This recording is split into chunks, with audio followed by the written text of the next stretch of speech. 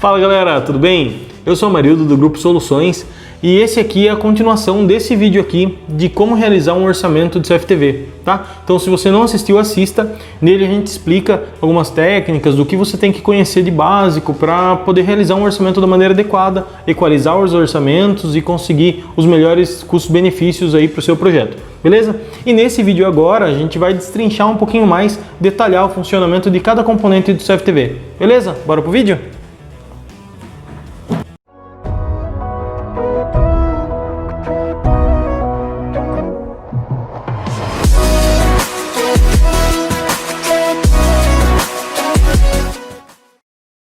Vamos começar pelas câmeras. Inicialmente, você consegue ver as características dos equipamentos pegando o modelo que está descrito no orçamento e verificando no próprio site do fabricante. Então, marcas como Intelbras, Giga disponibilizam em seu site a ficha técnica de todos os produtos, tá? Uma dica que eu dou para vocês é, se você não encontrar ou estiver tendo dificuldade de encontrar aquele modelo na internet, então você já deveria pensar duas vezes antes de adquirir aquele item daquela marca.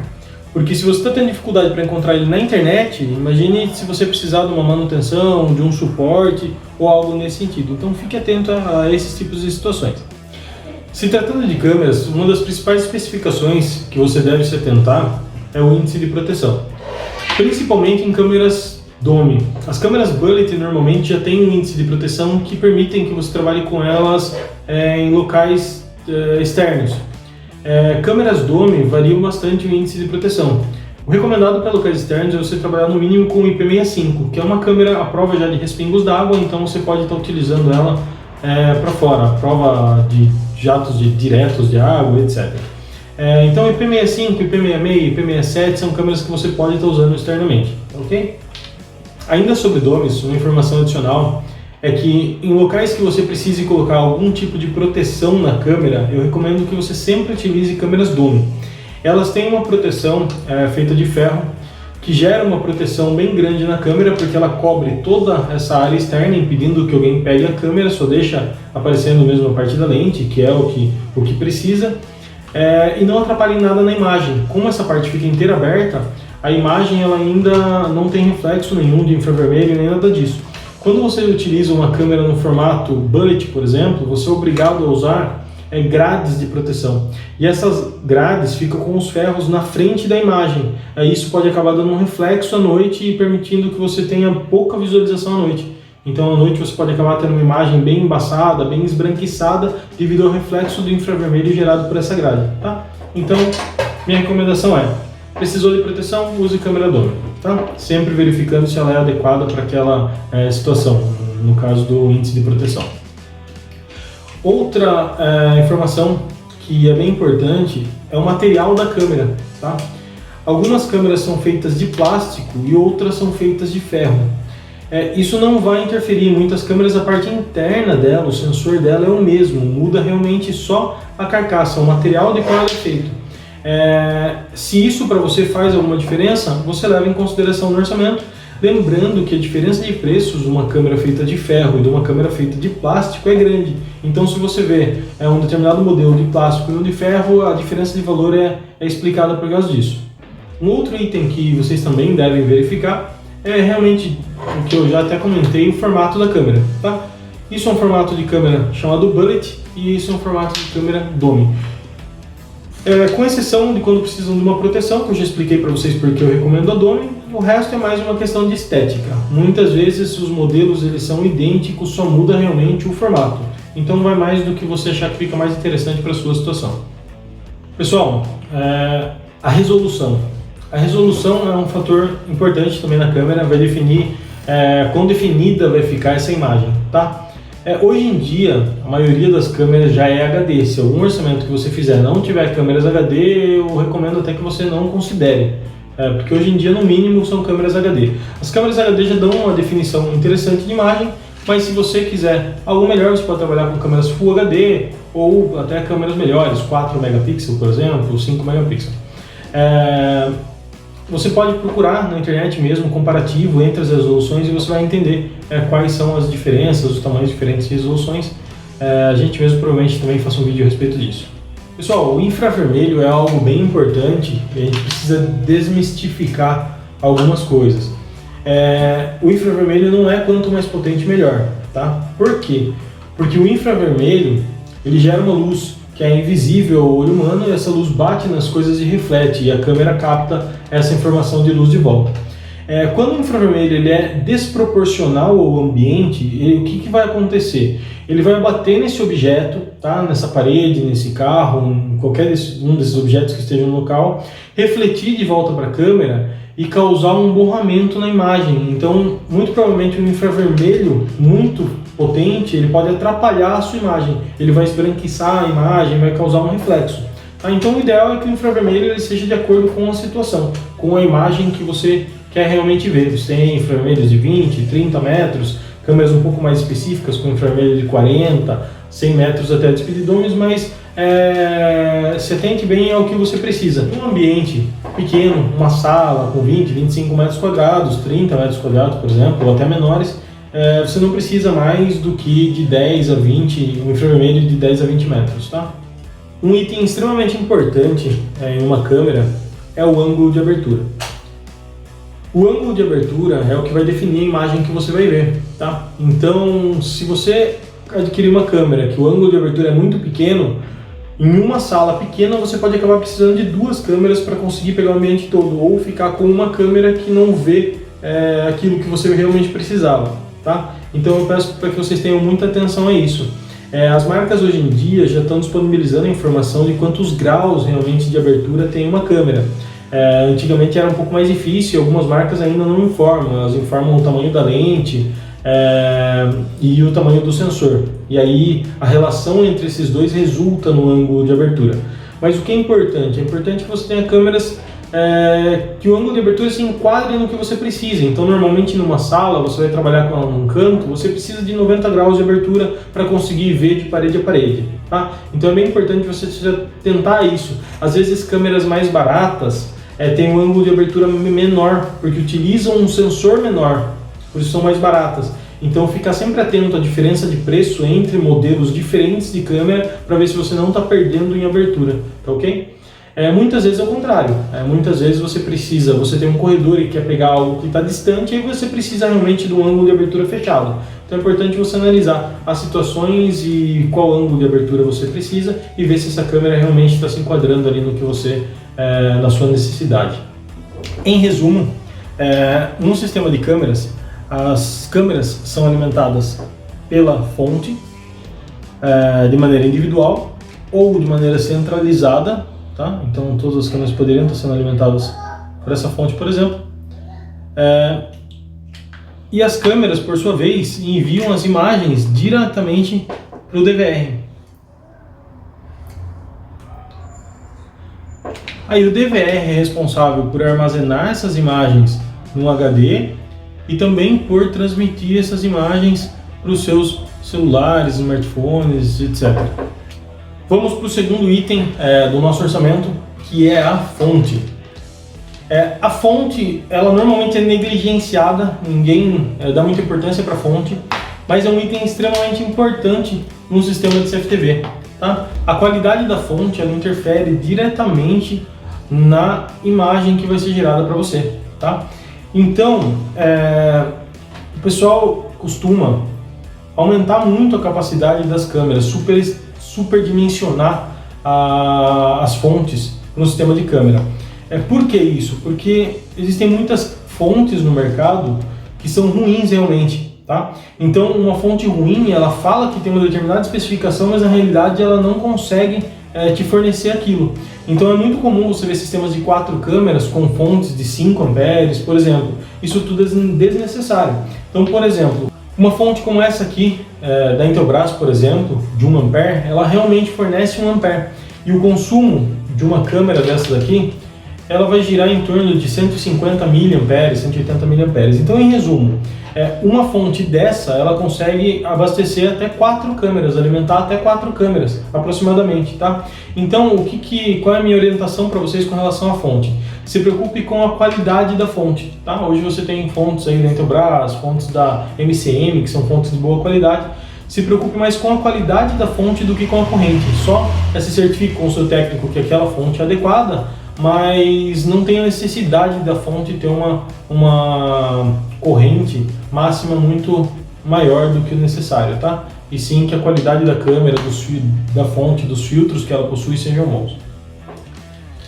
Ainda em fontes, uma recomendação que eu faço para vocês também é que procurem sempre trabalhar com um sistema centralizado, tá? As fontes individuais, uma para cada câmera, ela é bom quando você tem uma distância muito grande entre as câmeras e o DVR. Mas quando isso não acontece numa instalação residencial, por exemplo, ou numa instalação menor, o próprio cabo que você vai utilizar para a câmera ela também pode levar alimentação. Então a fonte estando centralizada facilita para você fazer depois um sistema de backup. Então se você for colocar um no-break futuramente, você já tem a fonte centralizada, é só ligar a fonte no no-break. Se você tivesse espalhado fontes ao redor do local, você teria que pegar a alimentação de todas essas fontes e trazer para o no-break para conseguir fazer um sistema assim. Pessoal, vamos deixar o DVR por último, tá? E vamos falar um pouquinho sobre HD. O HD é um item bem importante. Quando você está falando de um orçamento ou algo assim, você tem que ter uma atenção redobrada nele. Por quê? Porque ele é um item que não aparece, tá? Ele fica instalado aqui dentro do DVR e uma das coisas que você tem que prestar bastante atenção é se ele consta no seu orçamento, tá? Porque existem pessoas mal intencionadas e eu já vi acontecer mais de uma vez da pessoa comprar um sistema de câmeras, conseguir ver pelo celular e tudo mais, mas não conseguir puxar gravações. Por quê? Porque não tinha HD, tá? Porque como eu falei, no final de uma instalação você dificilmente vai ver se o HD está instalado ou não, a não ser que você verifique lá nas configurações, que você puxe uma gravação para ver se tem gravação, porque as gravações são todas armazenadas nele, tá? Então uma atenção redobrada com relação ao HD. São dois fatores que você tem que se atentar com relação ao HD. Primeiro é o tipo de HD, tá? Então existem HDs específicos para DVR, que é o caso desse que está instalado aqui. Esse é um HD WD Purple, fabricado pela Western Digital, tá? A Seagate também faz HDs específicos para DVR, o modelo é o Skyhawk. A minha recomendação é que você dê preferência para esses modelos de HD, porque eles são desenvolvidos para trabalhar dentro de um DVR 24 horas por dia, então a durabilidade dele vai ser bem maior, tá? Um HD comum ele pode ter durabilidade reduzida por estar trabalhando dentro de um DVR. Então, só para você ter uma ideia, esse é um HD de computador comum, tá? Esse aqui é um HD específico para DVR. Outra questão que você tem que se atentar é a capacidade do HD, tá? A capacidade ela está diretamente relacionada a quanto tempo de gravação você vai ter. Então, um HD maior vai te dar mais tempo de gravação. Então, sempre verifique, se você tem orçamentos diferentes, com diferentes valores de HD, verifique primeiramente se é um HD específico, são mais caros, HDs específicos eles são mais caros do que HDs de computador. E segundo, a capacidade, se a capacidade deles é a mesma, se é diferente, porque isso vai proporcionar para você um tempo maior de gravação. Então sempre questione quanto tempo de gravação você vai ter com o HD que está sendo fornecido para você, tá ok? E HDs de mesmo tamanho vão sempre dar a mesma capacidade de gravação. Então se alguém falar diferente, não é verdade, tá ok? Pessoal, vamos agora falar um pouquinho do DVR, que ao meu ver, junto com a câmera, são as duas principais peças do sistema, porque são os equipamentos que vão fornecer as imagens realmente para você. Primeiramente o DVR, existem DVRs de várias marcas diferentes, tá? Muda bastante a forma com que você acessa ele, digamos assim, o aplicativo que você vai usar. Então, se ele é mais fácil, se ele é mais difícil, como você puxa as gravações, isso muda bastante. O que eu recomendo para vocês? Peça para que quem estiver fazendo o orçamento para você te mostre o aplicativo que é usado no seu DVR, tá? Isso é um dos fatores importantes para você se atentar. Outra coisa importante é a resolução do seu aparelho, tá? Existem as câmeras, elas podem ser de 1 megapixel, 2 megapixel e aí por diante, 5 megapixel, por exemplo, tá? O que acontece, o DVR ele tem que ser compatível com isso para você poder ter a melhor experiência, senão não vai adiantar você ter um equipamento que não supre a sua necessidade. Por um exemplo, fica muito atento quando você for instalar câmeras Full HD, que é o famoso 1080p, pois existem linhas de DVR que suportam resoluções chamadas 1080N. Então muitos instaladores acabam vendendo esses DVRs como DVRs próprios para câmeras 1080p, ou seja, 2 megapixels, mas não são. O que esses DVRs fazem é modificar o formato da imagem. Então o formato da imagem normal é widescreen, ele é um formato um pouco mais alongado, e quando você trabalha com 1080n, alguns fabricantes chamam de 1080 Lite, ele muda o formato para uma imagem um pouco mais alongada. Então, na realidade, se você for ver a quantidade de pixel que você tem no 1080n, no 720p, que é 1 megapixel, ela é equivalente, então você não teve uma melhora na imagem, tá? Então, a minha recomendação com relação à resolução, câmeras 1080p, DVR 1080p, tá? Câmera 720p, você pode trabalhar com DVR 720p, que provavelmente também vai ser 1080n, 1080 Lite, tá ok? Então sempre se atentar a esse detalhe, principalmente se você estiver trabalhando com câmeras Full HD. Pessoal, existe uma coisa que está sendo bem falada hoje em dia, que é a nuvem, tá? Se o aplicativo, se o DVR ele fornece o acesso via nuvem ou não. O que é isso? Eu não vou entrar em detalhes porque esse é um vídeo feito para ser mais básico. Basicamente o pessoal está mudando a forma com que você acessa a internet, e na forma convencional você não tem um acesso direto ao seu aparelho, tá? É obrigatório você ter um intermediário para conseguir permitir que você tenha esse acesso, tá? Isso seria a chamada nuvem. Então você acessa através de um servidor de outro o seu próprio DVR. Isso é fornecido direto pelos fabricantes, então a Intobras tem a nuvem, Giga tem a nuvem dela. E a minha recomendação fique atento à marca. Por quê? Se você comprar um aparelho de uma marca desconhecida, você não tem a garantia da continuidade, talvez, da nuvem de um fornecedor desconhecido, tá? Então procure sempre trabalhar com fornecedores que já estão há algum tempo no mercado, com equipamentos de uma marca que você já conhece, para evitar de ter esse tipo de problema, porque se a nuvem de um determinado fabricante parar de funcionar, você perde esse acesso ao seu equipamento. Pessoal, para finalizar então, você já entendeu um pouco de como funciona um sistema de CFTV, conheceu os principais componentes e também viu algumas características que são importantes de você avaliar no momento de um orçamento, tá? É importante, se você estiver comparando orçamentos diferentes, verificar sempre as marcas, se elas fornecem coisas compatíveis, a garantia, quem é essa empresa, tá? A própria empresa que está te fornecendo os serviços, você ter referência sobre ela, prazo de garantia, tempo de instalação, tudo relacionado à empresa que vai prestar o serviço para você. Porque é comum você precisar depois de um pós-venda, principalmente em sistemas de segurança. E aí você tem que ver se a empresa está apta a te atender.